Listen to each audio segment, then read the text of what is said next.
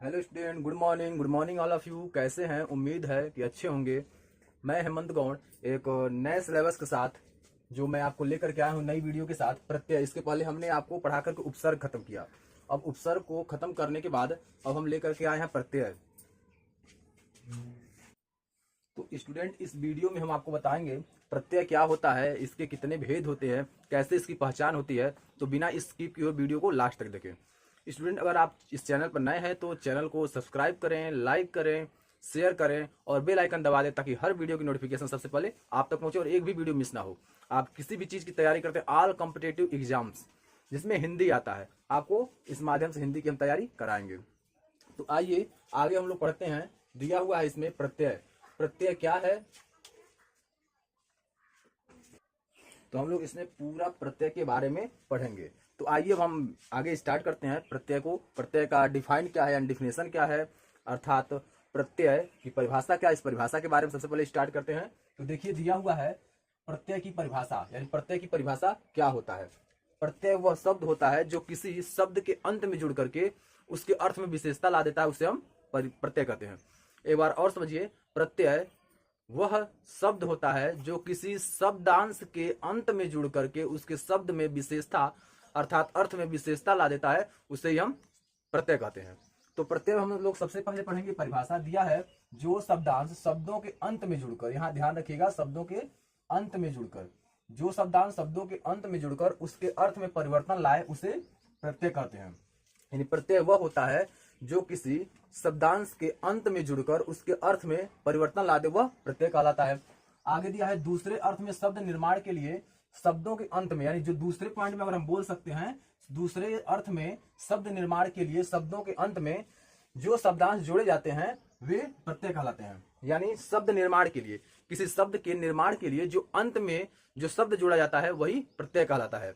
वैसे ही आपका उपसर्ग में था, शब्द निर्माण के लिए जो शब्द से पहले जोड़ा जाता है उसे उपसर्ग कहते हैं, और प्रत्यय में है शब्द निर्माण के लिए जो शब्दांश के अंत में जोड़ा जाता है उसे हम प्रत्यय कहते हैं। तो यहाँ तीसरे पॉइंट में दिया हुआ है, प्रत्यय दो शब्दों से मिलकर बना होता है। अब इसका अर्थ समझिए, प्रत्यय दो शब्दों से मिलकर बना होता है। कौन कौन? प्रतिधन अय, प्रतिधन अय, इसको बोलते हैं प्रत्यय। प्रतिधन अय को ही हम क्या बोलते हैं? प्रत्यय बोलते हैं। प्रत्यय यानी प्रति और अय से मिलकर प्रत्यय बना हुआ है। तो जब ये बना हुआ है तो प्रति का अर्थ होता है साथ में। प्रति का जो अर्थ होता है वो होता है साथ में। जो प्रति का अर्थ होता है वो साथ में, और अय का अर्थ होता है चलने वाला। अय का अर्थ होता है चलने वाला, अर्थात साथ में चलने वाले को ही प्रत्यय कहते हैं। साथ में चलने वाले को ही प्रत्यय कहते हैं। अतः प्रत्यय का अर्थ होता है साथ में पर बाद में चलने वाला प्रत्यय उपसर्गों की तरह अविकारी शब्द शब्दांश है। यानी जो आपका ये होता है, इसका अर्थ, प्रत्यय का अर्थ यह होता है साथ में पर बाद में, यानी साथ में रहेगा लेकिन शब्द के बाद में रहेगा, जोड़ा जाता है, वह आपका क्या कहलाता है? प्रत्यय कहलाता है। लेकिन उपसर्गों की तरह, उपसर्गों की तरह अविकारी शब्द शब्दांश है। यानी जैसे उपसर्ग होते हैं अविकारी शब्द, वैसे ही प्रत्यय भी आपका अविकारी शब्द होता है, जो किसी शब्द के बाद में जोड़ा जाता है, जो किसी भी शब्द के बाद में जोड़ा जाता है, यह अविकारी शब्द होता है। अगले पॉइंट में कह रहा है, प्रत्यय का अपना अर्थ नहीं होता। प्रत्यय का खुद का अपना अर्थ नहीं होता है। जो प्रत्यय होता है उसका कोई अपना अर्थ नहीं होता है, और न ही इनका कोई स्वतंत्र अस्तित्व होता। लेकिन इनका कोई स्वतंत्र अस्तित्व भी नहीं था। जैसे कोई अर्थ भी नहीं होता प्रत्यय का, वैसे ही कोई उसका स्वतंत्र अस्तित्व भी नहीं होता है। प्रत्यय अविकारी शब्दांश होते हैं। जो प्रत्यय होते हैं वो अविकारी शब्दांश होते हैं। जो प्रत्यय होते हैं वो अविकारी शब्दांश होते हैं, जो शब्दों के बाद में जुड़े जाते हैं। यानी शब्द के जो बाद में जुड़े जाते हैं वो अविकारी शब्दांश होते हैं। जैसे आपका उपसर्ग होता था, वो शब्द के पहले जोड़ा जाता था लेकिन वो भी अविकारी होता था। और इसमें आप देखेंगे तो ये भी आपका क्या है? अविकारी है, लेकिन शब्द के अंत में जोड़ा जा रहा है। तो अब यहाँ देखेंगे, दिया है समाज। अब देखेंगे कुछ ऐसे प्रत्यय हैं, इसमें दिया हुआ एग्जाम्पल के रूप में कैसे इसकी पहचान करेंगे, इसे कैसे बनाएंगे। समाज धन इक, समाज में देखिए इक जुड़ गया था, हो गया आपका सामाजिक, तो इक आपका प्रत्यय हो गया। यानी अंत में जब जुड़ करके उसके अर्थ में विशेषता ला दे रहा है तो वही आपका हो गया प्रत्यय। समाज है, समाज में इक जुड़ गया तो सामाजिक हो गया। तो समाज में और सामाजिक में अंतर है ही। भूलना में अक्कड़ लग गया, भूलना में अक्कड़ प्रत्यय लग गया, क्या हो गया? भुलक्कड़ हो गया।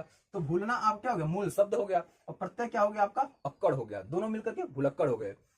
मीठा और धन आस, मीठा आपका मूल शब्द हो गया और आस जब जोड़ दिए तो मिठास हो गया। उसी प्रकार नीचे आप देखेंगे दिया है भला, तो भला में आई जोड़ेंगे, भला में क्या जोड़ देंगे, भला आपका मूल शब्द हो गया, इसमें आई जोड़ दिया तो आई आपका प्रत्यय हो गया, क्योंकि शब्द के अंत में जो जुड़ता है वही आपका प्रत्यय होता है।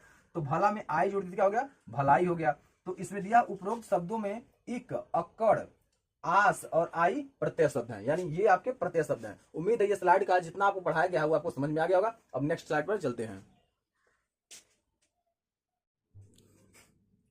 तो स्टूडेंट, इस वीडियो में हम प्रत्यय के कितने भेद होते हैं और कैसे इसकी पहचान होती है इसके बारे में हम लोग पढ़ेंगे। तो देखिए दिया हुआ है हिंदी के प्रत्यय, यानी हिंदी के क्या क्या प्रत्यय होते हैं इनके बारे में हमको पढ़ना है।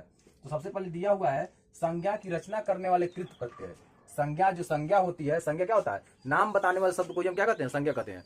चाहे कोई भी चीज का हो गया नाम, यानी पृथ्वी पर कोई भी वस्तु है तो उसका एक स्पेशल नाम होता है, और जब नाम होता है तो उसी नाम को हम क्या कहते हैं, संज्ञा कहते हैं। तो यहाँ देखेंगे संज्ञा की रचना करने वाले कृत प्रत्यय। तो संज्ञा की रचना क्या होती है, देखिए नौ दिया है, यानी नौ हमको प्रत्यय दिया है, नौ जोड़ना उसमें। जैसे बेल, बेल आपका क्या है, संज्ञा, इसमें नौ जोड़ देंगे बेलन, ये भी आपका एक संज्ञा हो जाएगा। चंद, चंद में आपका क्या होगा, चंद में आप नौ जोड़ देंगे क्या हो जाएगा, चंदन हो जाएगा। आ आपका क्या है, प्रत्यय है, तो मेल में आ जोड़ देंगे मेला हो जाएगा। आप मेल में क्या जोड़ रहे हैं, आ जोड़ रहे हैं, मेला हो गया। झूला, यानी झूल में आ जोड़ देंगे क्या हो जाएगा, झूला हो जाएगा। ये आपकी जो आ है, नौ है और नौ है, ये आपके प्रत्यय हैं जो किसी शब्द के अंत में जुड़ करके वो क्या बना दे रहे हैं, वो आपका संज्ञा बना रहे हैं। तो संज्ञा ये इससे बन रहे हैं।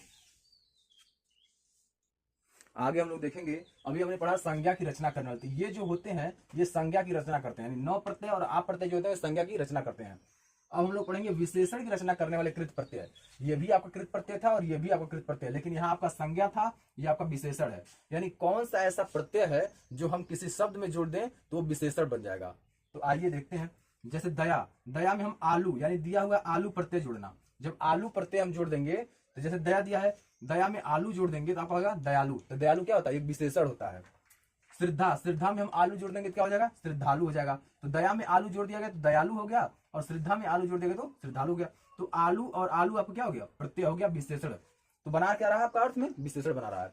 बड़ा ऊ प्रत्यय, जो बड़ा ऊ का प्रत्यय है ये क्या है, चाल में बड़ा ऊ जोड़ देंगे क्या हो जाएगा, चालू। ये क्या है, आपका प्रत्यय है, अप्रत्यय है, और सॉरी बड़ा ऊ प्रत्यय है, लेकिन जब इसमें जुड़ रहा है तो आपका क्या बना रहा है, विशेषण बना रहा है।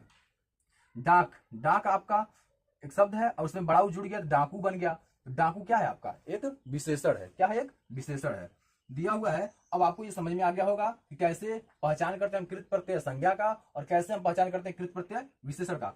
तो बस जो शब्द होते हैं उन शब्द को हमको याद करना और उसके अर्थ को समझना हमको। जब हम अर्थ समझ जाएंगे तो आसानी से उसको हम पहचान कर लेंगे। तो हिंदी में जो प्रत्यय होते हैं, प्रत्यय के दो भेद होते हैं। हिंदी में प्रत्यय के दो भेद होते हैं, कृत प्रत्यय और तद्धित प्रत्यय। हिंदी में दो भेद होते हैं, एक कृत प्रत्यय होता है और दूसरा तद्धित प्रत्यय होता है। तो हम लोग कृत और तद्धित के बारे में हम लोग पढ़ेंगे। तो ये पहला पद है कृत प्रत्यय, दूसरा तद्धित प्रत्यय। हम लोग अब इसके बारे में पूरा पढ़ेंगे आगे नेक्स्ट स्लाइड में। अब हम पढ़ेंगे, इस स्लाइड में हम लोग पढ़ेंगे कृत प्रत्यय, यानी कृत प्रत्यय की पहचान क्या होता है, कृत प्रत्यय का परिभाषा क्या होता है, तद्धित प्रत्यय की परिभाषा क्या होती है, उसका पहचान क्या होता है, ये सारा चीज हम लोग पढ़ेंगे इसमें। तो आइए सबसे पहले हम इसमें देखते हैं वे प्रत्यय जो क्रिया या धातु के अंत में लगकर नए शब्द बनाते हैं। यानी यहाँ ध्यान रखेंगे, यहाँ क्रिया और धातु, क्रिया और धातु यहाँ दे रहा है, इसको ध्यान रखेंगे। यहाँ दिया है वे प्रत्यय जो क्रिया या धातु के अंत में लगकर, जो क्रिया होता है जैसे रहना, खाना, दौड़ना, चलना, सोना, रोना, ये आपका होता है क्रिया। तो क्रिया के अंत में लगकर नए शब्द बनाते हैं, उन्हें हम कृत प्रत्यय कहते हैं। कृत प्रत्यय की पहचान है वे शब्द जो क्रिया या धातु के अंत में लग करके और नए शब्द बनाते हैं, उन्हें हम कृत प्रत्यय कहते हैं। दूसरा दिया हुआ है दूसरे शब्दों में वे प्रत्यय जो क्रिया के धातु में जोड़े जाते हैं, वे प्रत्यय जो क्रिया के धातु में जोड़े जाते हैं वो कृत प्रत्यय कहलाते हैं। यहाँ आपने क्या सीखा कि जो प्रत्यय क्रिया के और धातु के अंत में लगते हैं और नए शब्द बनाते हैं वो आपके कृत प्रत्यय कहलाते हैं। और इसमें आपने सीखा कि वे प्रत्यय जो क्रिया के धातु के में जुड़े जाते हैं, यानी क्रिया के धातु में जुड़े जाते हैं, एक ही में आया होगा, क्रिया और धातु दोनों एक ही में आया होगा और उसमें जुड़े जाते हैं, वो आपके कृत प्रत्यय कहलाते हैं। जैसे आप देखिए लिख, लिख अब क्या है, प्रत्यय नहीं।